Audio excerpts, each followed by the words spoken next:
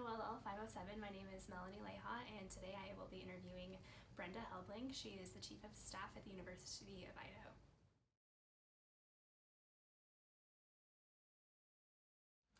Well, I have had a 28-year career at the university, but worked a few years prior to that in insurance, in commercial lines insurance, and was working essentially at a desk job.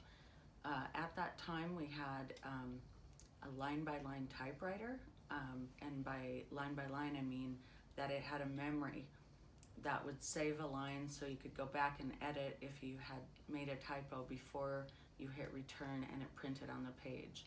So a little bit of a precursor to a full-on word processing program on a computer. Obviously we had computers, but not at every desk, not something that was used by any one of us specifically. We did have like a single computer where we could log on to communicate with the main insurance companies and whatnot, but it was very early. So when I came to the university, I was fortunate enough to be hired in an office where Hewlett-Packard had donated computers to that office. So we were unusual. We had state-of-the-art computers in our office, but it was DOS-based. You started at a C prompt and typed in what you were attempting to do. When we made a web page, you had to learn HTML language and put everything in brackets to command. You were essentially doing programming, HTML programming for websites.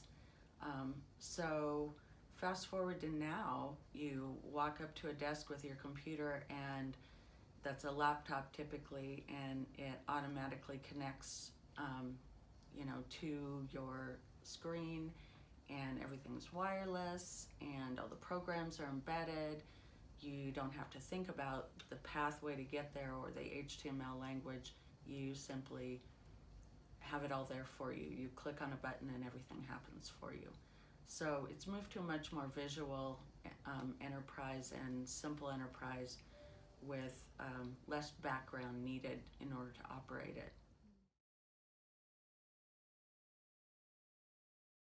Certainly elements of it could. I am incredibly doubtful that it could be wholly taken over. A job like this requires a great level of emotional intelligence and discretion, deciding when something is fully developed for communication and when it is not. That sort of decision-making hierarchy that involves taking into account human emotion. What are your distinct audiences? What are their anticipated reactions? How can you anticipate questions that they might have or be concerned about ahead of time before you communicate a decision?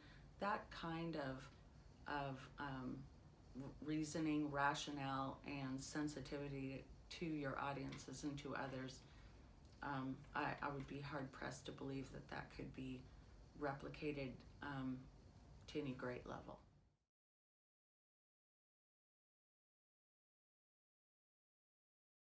I do believe that the younger generations need to be aware of a truth that has always existed, and that is you will quickly be left behind in certain areas if you are not adaptable and dedicated to lifelong learning. Sometimes people accidentally learn their whole lifetime, but I think the day has come where you need to be deliberate about being open-minded to learning in your entire life.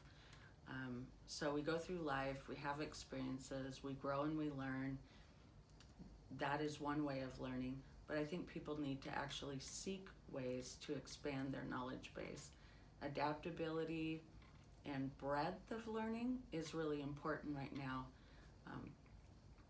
in order to be able to be agile and adapt to the changes around us.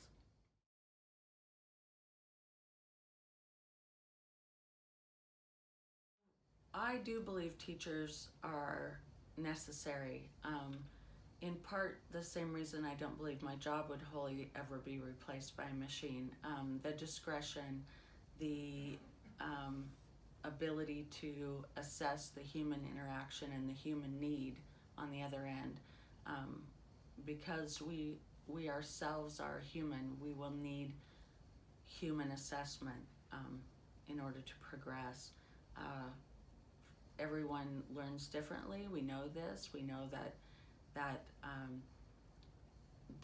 situations in people's lives can affect how they learn, and to be able to have an emotional intelligence and to have an interaction, setting an example. A teacher is an example setter, an encourager. I think that those are all critical to human development, and certainly couldn't and shouldn't be replaced.